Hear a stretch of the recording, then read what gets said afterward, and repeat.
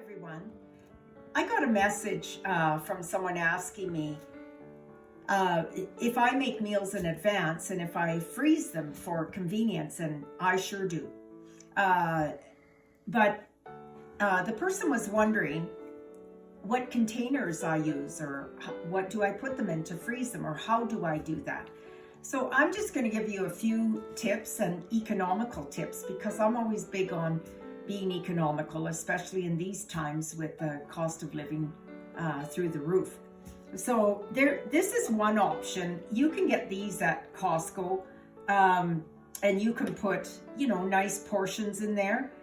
This isn't actually my number one choice if it's for long term, meaning if I want it to be for almost a month, I would not choose this because this isn't airtight. It's good if it's for a week or two, no problem. But if it's not, then if it's going to be for longer, this would not be my number one choice. What I do is I like a Ziploc bag. And these are great. Like if you can even put soup in here and just fill it so that you can still close it.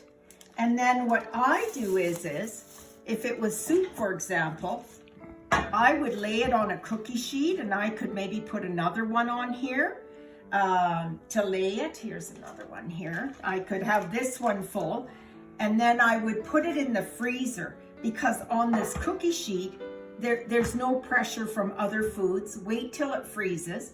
And what I like about this method is it will stack after, okay?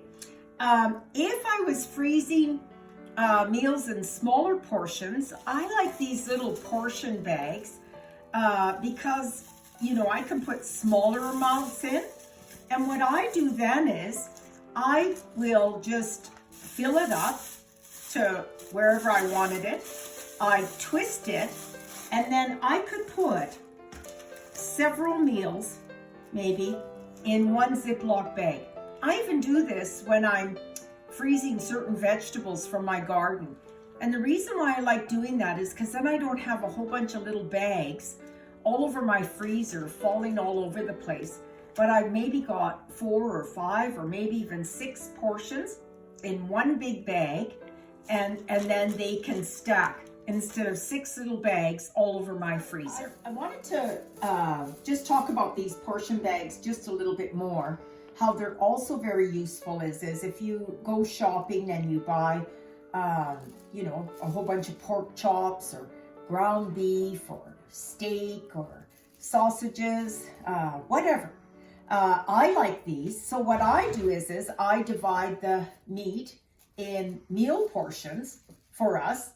And then what I love about these is I can put my hand in here.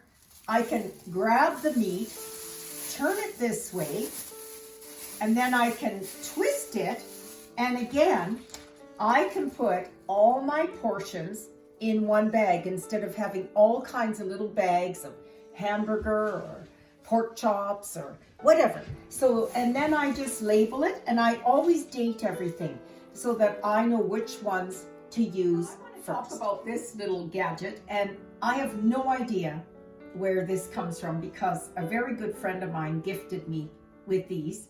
And I love these, and I'm going to show you why. Look what they do. They store so handy, but they lift up. And depending on the size of bag I have, I can lift these up.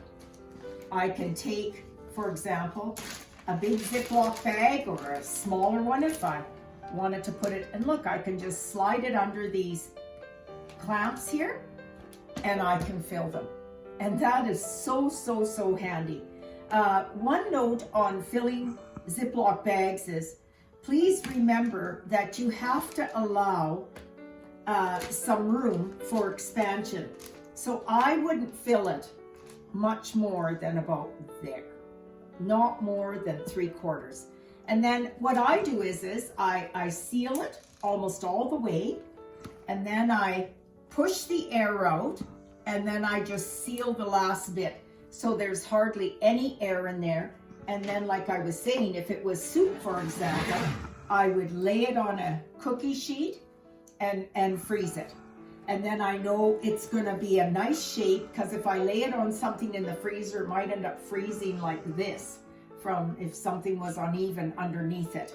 And it will stack either standing up or laying down, and will take a minimal amount of space in your freezer. Just to demonstrate, and I'm going to use soup as an example, because that's usually the hardest to scoop and fill in bags, is what I do is if you can, you probably have one of these funnels that you fill your canning jars with. And so what I do is I just zip the bag enough closed so that this fits in here. Look, because otherwise if I don't use that and I try to fill it like this, I'm going to get soup all over the place and it's just going to get really messy. So I just zip it closed a little bit, just enough that this funnel fits right in here and rests in there. Okay, there. Because I don't really want to drip very much. I mean, I'll get as close as I can. I usually have a small plate. I do like a ladle or some kind of a scoop that's going to work.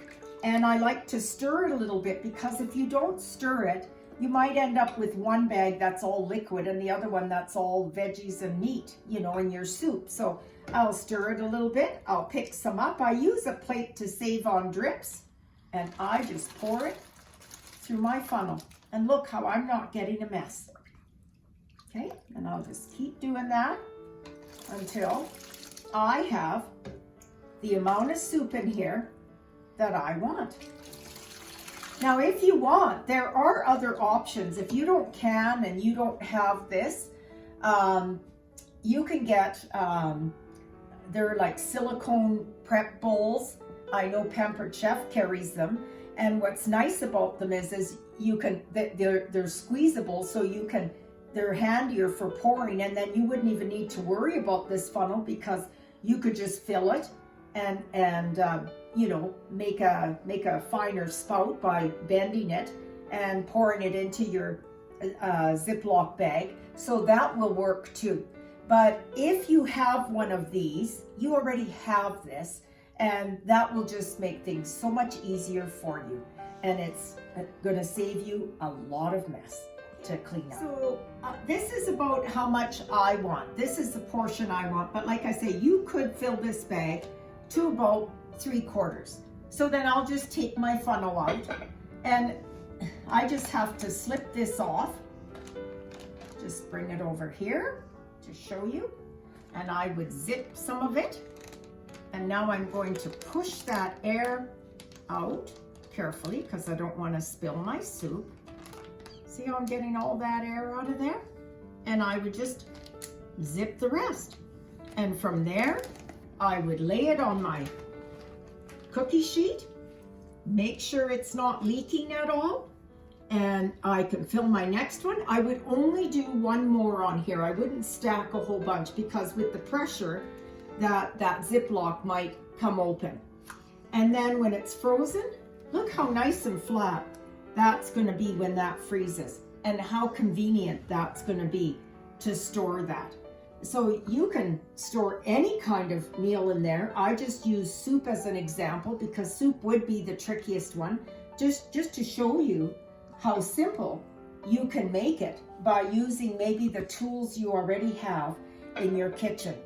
And I'm just going to show you this a little bit closer, because I'm sorry I don't know where they came from. And I even asked the person who gifted me, and she said, you know, I can't remember. But maybe if you see it, you can research if you like this idea.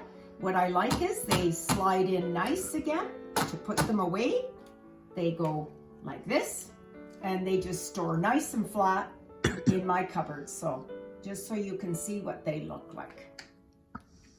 So if you're doing any sort of research. One of these containers from Costco, and all what you need to do, you know, it's self-explanatory really, is just put in as much as you want that you think you or your family or whoever you're giving this to will eat. Make sure it's cooled off, because it, you know, it's good to store for a little bit, but it's not the toughest of plastic, so you don't want to put something really hot in this.